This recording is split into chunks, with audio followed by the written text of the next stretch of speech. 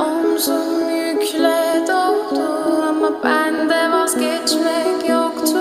Bitmedi, bitmedi, bitirmedim. Ben özel değilim ya da öyle bir şey, ama sen varken hep böyle hissettim, böyle hissettim. Yanan her şey gülmüyor olmalı, bunu sen de hatırlarsın da artık